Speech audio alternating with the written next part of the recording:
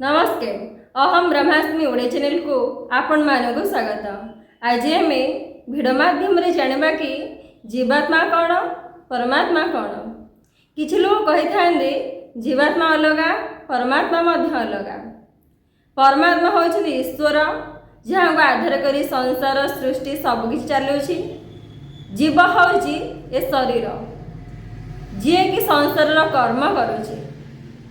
मनुष्य माने एहिपरि भावी था किंतु प्रकृत में श्रीमद् भगवद्गीता कौन कहते आम शास्त्र अनुଯାयी आलोचना करवा शास्त्र अनुଯାयी जमी बुझा से आसतु श्रीमद् भगवद्गीता पंचदश अध्यायर 7 नंबर श्लोक नहीं आलोचना करवा।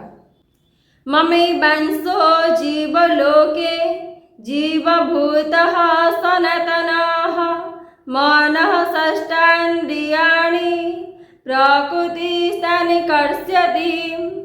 भगवान श्रीकृष्ण अर्जुन कहते यही संसार रे जीव रूप धारण करिथिबा आत्मा केवल मोर ही अंश मात्र से प्रकृतिस्थ मन और पंचेन्द्रियों को आकर्षित करुछि बोली से निजर मने करुछि। परमात्मा परमात्मा होइछन्ति ईश्वर जहाँ को आधार करी संसार सृष्टि ग्रह नक्षत्र सब किछि चालुअछि। सी होइछन्ति परमात्मा। आमे तांको भिन्न भिन्न नाम देइछे। कई तांको ईश्वर कहिले, कई भगवान कहिले, कई गॉड कहिले, कई परम ब्रह्म कहिले, कई परमात्मा कहिले। अनेक नाम करण कले भी सी एक नामकरण अनेक हो गले जे ईश्वर अनेक होइजिवे ताहा नुह। शास्त्र या मध्य कहंदी एक ब्रह्म द्वितीय नास्ति। संसार रे ईश्वर एक ही अछंती। से एक छड़ा अलग कौनसी ईश्वर नाहांती। से ईश्वर को आधार करी ए संसार चालुअछि। जदि ईश्वर होइछन्ति एक से अनेक नुहंती। आमर अनेक मत रही आपण बुझे किंतु शास्त्र होइछन्ति ईश्वर होइछन्ति एक। आपण जेते भी ईश्वर देवादेवी पूजा करुछन्ति श्री राम हुंदु श्री कृष्ण हुंदु भगवान शिव हुंदु आल्लाह हुंदु जीजस हुंदु जेते भी जो धर्म रे जो देवादेवी भी रहिछन्ति से समस्त होइछन्ति एक। केही काहारी ठारु भिन्न नुहंति। समस्ते से एक परमात्मा सहित ही जड़ित। आमे अज्ञान होइछे बेले भिन्न भावुचे आंक दिह अलगा तांक दिह अलगा। आमे ख्रीस्टियान मानकर दिह को ग्रहण करूने। ख्रीस्टियान माने भी आम दिह को ग्रहण करूना। आमे मुस्लिम का दिह को ग्रहण करूने। मुस्लिम माने भी आम दिह को ग्रहण करना।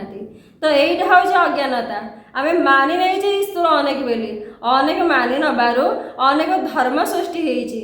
अनेक धर्म सृष्टि हेबा हेतु झगड़ा झांडी कलह हत्या रक्तपात ये सब जिनस घटुची धर्म धर्म को लेकिन एति मन रखंदु धर्म होची गोटे। से धर्म ना होची सनातन धर्म। ता छड़ा अन्य कौन सी धर्म नाही। शास्त्र कहते मनुष्य जेते धर्म परिवर्तन करदेले कि धर्म तैयारी करदेले ईश्वर जे परिवर्तन हो जिवे ईश्वर जे अनेक हो जिवे ताहा नुह। ईश्वर से एक थिले एक अछंदी एक भी रहिबे। आपण धर्म सृष्टि करंतु जेते धर्म सृष्टि करिवार अछि करंतु। एमिति अनेक जाति मध्य भी सृष्टि होइछि। अनेक जाति सृष्टि करदेले अनेक धर्म सृष्टि करदेले ईश्वर अनेक हो जिवेन। एति भाबंतु सेई एक ही रहिबे जो एक प्रथम रु थिले। आमे अज्ञान पड़िछे बोली धर्म जाति भेद ए सब सृष्टि करूछे किंतु ए सब होइछि मनुष्य भितर अज्ञानता। एति बुझी जातु आमे केवल होइछन्ति परमात्मा अंश। ये जाति भेद ए सब धर्म ए सब सृष्टि कले किछि लाभ नाही। आमर गोटे कर्तव्य परमात्मा सहित एक हवा। जाति भेद बांटिवा कुंटिवा ए सब जिनस आमर नुह। काहेकि ना आमे परमात्मा अंश। आमे संसार आसीजे परमात्मा को अनुभव करी से स्वरूप से रही जगतर कल्याण करने। जितेबाला जगतर कल्याण चाहूचे तो कल्याण केमिति हम जितेबाला आमे समस्त एक हवा। एक केतेबेले हवा जितेबाला धर्म एक रहिबो ଯେତେବେଳେ ଜାତି ଏକ ରହିବ। ଆଉ ଯଦି ଅଲଗା ରହିବ ଆମ ଭିତରେ ତ ହିଂସା, ଦେଶ, ରାଗ ଏସବୁ ଜଡ଼ିତ ହେବ। ଏ ତା ଧର୍ମର ବଡ଼ ହେଇଗଲାଣି, ତାଙ୍କ ଦେବାଦେବୀ ବଡ଼ ହେଇଗଲାଣି, ତାଙ୍କୁ ଇଏ କର ସେ କର, ମାନେ ଆମ ଭିତରେ ହିଂସା ଆସିବ। ଜାତିରେ ବି ସେଇଆ, ଏ ନିଚ ଜାତି ୟାକୁ ଏମିତି ଦେଖ ସେମିତି ଦେଖ, ଏ ଉଚ୍ଚ ଜାତିକୁ ସମ୍ମାନ ଦିଏ, ଏସବୁ ଜିନିଷ। କିନ୍ତୁ ଭଗବାନ କହିଛନ୍ତି ତମେ ଈଶ୍ୱରଙ୍କୁ ସେତେବେଳେ ଅନୁଭବ କରିପାରିବ ଯେତେବେଳେ ସମଦୃଷ୍ଟି ଆସିବ। ଏ ବିଷୟରେ ଆଉ ଗୋଟେ ମୁଁ ଭିଡ଼ିଓ ଆଣିବି, ଆଉ ଗୋଟେ ଶ୍ଲୋକକୁ ନେଇକି। ଭଗବାନ ୟା ବିଷୟରେ ବି କହିଛନ୍ତି ଯେତେବେଳେ ତୁମେ ସମସ୍ତଙ୍କୁ ସମାନ ଦେଖିବ ତ ଈଶ୍ୱରଙ୍କୁ ତୁମେ ଅନୁଭବ କରିବ। ଆଉ ଯେ ପର୍ଯ୍ୟନ୍ତ ତମ ଭିତରେ ସମାନତା ନାହିଁ ଅର୍ଥ ତମେ ଅନ୍ଧକାରରେ ଅଛ, ଅଜ୍ଞାନ ଅଛ, ଈଶ୍ୱରକୁ ଅନୁଭବ କରିପାରିବ ନାହିଁ। କାହିଁକିନା ଈଶ୍ୱର ହେଉଛନ୍ତି ଏକ ରୂପରେ ଦେଖିଲେ ତୁମେ ଅନୁଭବ କରିବ, ଅନେକ ରୂପରେ ଦେଖିଲେ ଈଶ୍ୱରଙ୍କୁ ତୁମେ ଅନୁଭବ କରିପାରିବ ନାହିଁ। ମନୁଷ୍ୟ ଅଜ୍ଞାନ ଥିବା ହେତୁ ଏସବୁ ଜିନିଷ ସୃଷ୍ଟି କରୁଛି। ଶାସ୍ତ୍ର ଆଜି ଚର୍ଚ୍ଚା ହେଉନି। ଭଗବାନ ଶ୍ରୀକୃଷ୍ଣ ଗୀତାକୁ ରଚନା କରିଥିଲେ ଜଗତର କଲ୍ୟାଣ ପାଇଁ। ସମସ୍ତେ ପଢ଼ିବେ, ଆତ୍ମସ୍ୱରୂପରେ ରହିବେ, ଜଗତର କଲ୍ୟାଣ କରିବେ, ନିଜ ସ୍ୱରୂପସ୍ଥ ରହିବେ, ଆନନ୍ଦ ହିସାବରେ ଜୀବନଯାପନ କରିବେ।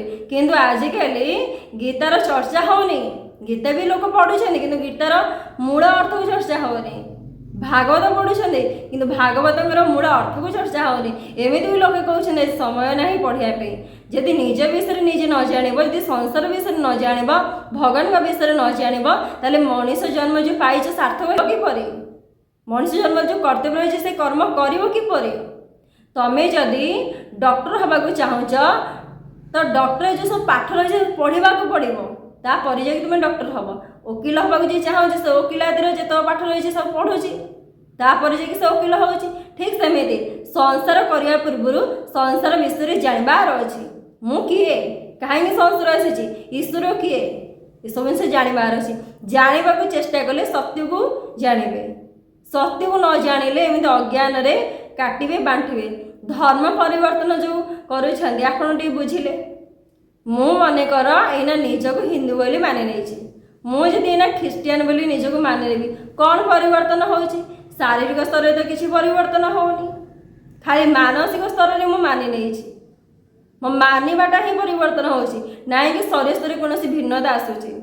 ମୁଁ ଯଦି ବି ମାନି ନେବି ନିଜକୁ ଖ୍ରୀଷ୍ଟିଆନ ତ ମୁଁ କ'ଣ ଶକ୍ତିଶାଳୀ ହେଇଯିବି ନା ଈଶ୍ୱରଙ୍କୁ ପ୍ରାପ୍ତ କରିଦେବି? ଓଲଟା ମୁଁ ଅଜ୍ଞାନ ରହିବି।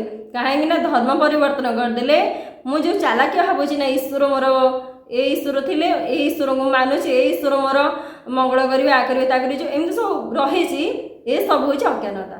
ଈଶ୍ୱର ଏକ, ଏତିକି ବୁଝନ୍ତୁ। ଈଶ୍ୱର ହେଉଛନ୍ତି ଏକ। ସେହି ଈଶ୍ୱର ପ୍ରତ୍ୟେକ କୋଣ କଣିକାରେ ଅଛନ୍ତି। ଯେଉଁ ଈଶ୍ୱରକୁ ଆପଣ ଯାଇକି ମନ୍ଦିରରେ ଖୋଜୁଛନ୍ତି, ମଠରେ ଖୋଜୁଛନ୍ତି, ସେହି ଈଶ୍ୱର ଆପଣଙ୍କ ଭିତରେ ଅଛନ୍ତି। ତତ୍ତ୍ୱକୁ ପଢ଼ିଲେ ଜାଣିବେ, ଆଉ ନ ପଢ଼ିଲେ ଏମିତି ବାହାରେ ଖୋଜୁଥିବେ। ଈଶ୍ୱର ଆପଣଙ୍କ ଭିତରେ ଅଛନ୍ତି, ଆପଣଙ୍କ ସହିତ ଅଛନ୍ତି। ସେଥିପାଇଁ କ'ଣ କୁହାହେଲା, ମମୈବାଂଶ ଜୀବ ଲୋକେ, ମୋରି ଅଂଶ ହେଉଛି ଏ ଜୀବ, ମୋଠୁ ଏ ଭିନ୍ନ ନୁହଁ। ଆମେ କହିଥାନ୍ତି ବେଳେବେଳେ ମୁଁ ହେଉଛି ଭଗବାନଙ୍କର ଭକ୍ତ, ମୁଁ ହେଉଛି ଭଗବାନଙ୍କର ଦାସ, ମୁଁ ହେଉଛି ଭଗବାନଙ୍କର ସେବକ। ଆମେ ଭଗବାନଙ୍କର ଦାସ ନୁହନ୍ତି, ଭଗବାନଙ୍କର ସେବକ ନୁହନ୍ତି, କି ଭଗବାନଙ୍କର ଭକ୍ତ ବି ନୁହନ୍ତି। ଆମେ ହେଉଛି ଭଗବାନଙ୍କର ଅଂଶ। ନ ବୁଝିବା ହେତୁ ଅଜ୍ଞାନ ପଡ଼ି ଅଲଗା ବୋଲି ଭାବୁଥାଉ। ଉଦାହରଣ ସ୍ୱରୂପରେ ଆପଣ ବୁଝିପାରନ୍ତି, ସମୁଦ୍ରରେ ଅଗାଧ ଜଳ ଭରି ରହିଛି। ସେ ଅଗାଧ ଜଳ ଭିତରୁ ଯଦି ମୋତେ କୁହାଯାଏ ଯାଇକି ସେଠୁ ବାଲ୍ଟିଏ ଜଳ ଆଣ, ଜଳ ଆଣିବି। ମୋତେ ଯଦି କୁହାଯିବ ସେ ସମୁଦ୍ର ଜଳ ଏ ବାଲ୍ଟିର ଜଳ କ'ଣ ଅଲଗା? ମୁଁ କହିବି ନାଇଁ ଅଲଗା ନୁହଁ, ସେଇ ଜଳ ହିଁ ବାଲ୍ଟିରେ ଭରି ରହିଛି। ବାଲ୍ଟି କେବଳ ଗୋଟେ ଆକାର ନେଇଛି କିନ୍ତୁ ଜଳ ସମାନ ରହିଛି। ଜଳରେ କିଛି ବି ପାର୍ଥକ୍ୟ ନାହିଁ। ଯଦି ଜଳ ସମାନ ରହିଛି, ବାଲ୍ଟି କେବଳ ଗୋଟିଏ ଆକାର ନେଇଛି, ଆପଣ ଯଦି ମୋତେ କହିବେ ନାଇଁ ଏ ବାଲ୍ଟି ଜଳ ଅଲଗା, କାହିଁକି ଅଲଗା ବୋଲି ଆପଣ ଯଦି ମୁଁ ପଚାରେ, ଆପଣ କହିବେ ସମୁଦ୍ରରେ ଅଗାଧ ଜଳ ଭରି ରହିଛି, ବାଲ୍ଟିରେ ଟିକିଏ ଜଳ ଅଛି, ତ ଅଲଗା ନା। ଆପଣ ଏ ଦୃଷ୍ଟିରେ କହିବେ। ଏଇଟା ହେଉଛି ଆପଣଙ୍କର ଅଜ୍ଞାନତା। କାହିଁକି ନା ଆପଣ ଏଇଟା ବୁଝୁନାହାନ୍ତି ଯେ ସେଇ ଜଳ ହିଁ ବାଲ୍ଟିରେ ଭରି ରହିଛି। ଠିକ୍ ସେମିତି ପରମାତ୍ମା ଏ ସୃଷ୍ଟିର ଆଧାର, ତାଙ୍କୁ ଆଧାର କରି ଏ ସୃଷ୍ଟି ଚାଲିଛି। ଆଉ ସେଇ ପରମାତ୍ମାଙ୍କର ଅଂଶ ହେଉଛି ମୁଁ, ଆପଣ। ଏ ସଂସାରରେ ଯେତେ ବି ଶରୀର ଅଛନ୍ତି ତାଙ୍କର ହିଁ ଅଂଶ। କେହି ଆମେ କାହାଠାରୁ ଅଲଗା ନୁହନ୍ତି। ଅଲଗା ଆମେ ଦେହ ଭାବରେ ମାନୁଛେ, ଦେହ ତ ଅଲଗା ରହିବ। କାହିଁକି ନା ଏଥିପାଇଁ ଅଲଗା ରହିବ, जेहेतु संसार भिन्न भिन्न कर्म रही तो भिन्न भिन्न कर्म करा पड़ो। जदि देह अलग न रहिब कर्म किपरि हम अलग रहिब किंतु तत्व अलग नुहति बुझी जातु तत्व एक से ही तत्व प्रत्येक भितर अच्छी आम क्या छोट बड़ ये सब जो नजर देखुचे यहाँ हूँ मूर्खामी कहीं छोट जीव भितर से ही परमात्मा अच्छा से बड़ झील भितर भी से परमात्मा अच्छा छोट शरीर हो पारे बड़ शरीर हो पारे कि परमात्मा छोट बड़ रोना भितर समान भाव रही से परमात्मा को जाणी गले ही आम सत्य को जापर आम जन्म को सार्थक कर मनुष्य जन्म जो सार्थकता रही है सार्थक कर जे पर्यटन न जाणी निज अज्ञान भितर रखा केवल दुख कष्ट नैराश्य ही भोगवा।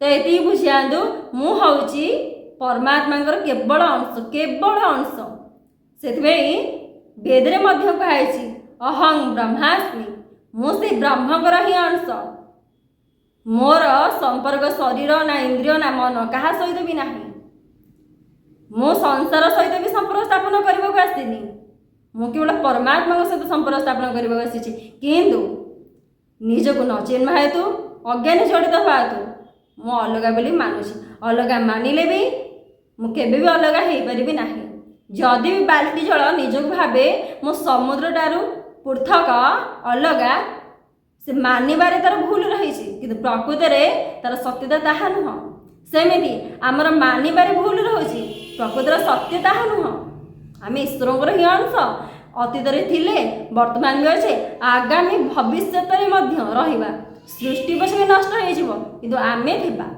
आमर जन्म मृत्यु ना कि आमर नष्ट नहीं से ईश्वर होती एक से ईश्वर को आम काटी बांटिकी अनेक बेली सृष्टि कर जोटा हूँ मनुष्य भर अज्ञानता शास्त्र पढ़तु मूल शास्त्र रही श्रीमद् भगवद्गीता वेद रही या जब आप पाठ करेंगे सत्य को जापर नहले अज्ञान पड़ी या ताठू जिते शुणिले भी आपण भितर से अज्ञान दूरीभूत हो पार ना अज्ञान दूरीभूत करने शास्त्र को पढ़तु सत्य को जानतु सत्य को जानिले ईश्वर को अनुभव करवा आपण सहज हो पार एवं आपण भितर जो सब प्रश्न रही द्वंद्व रही से सब दूरीभूत हो पार।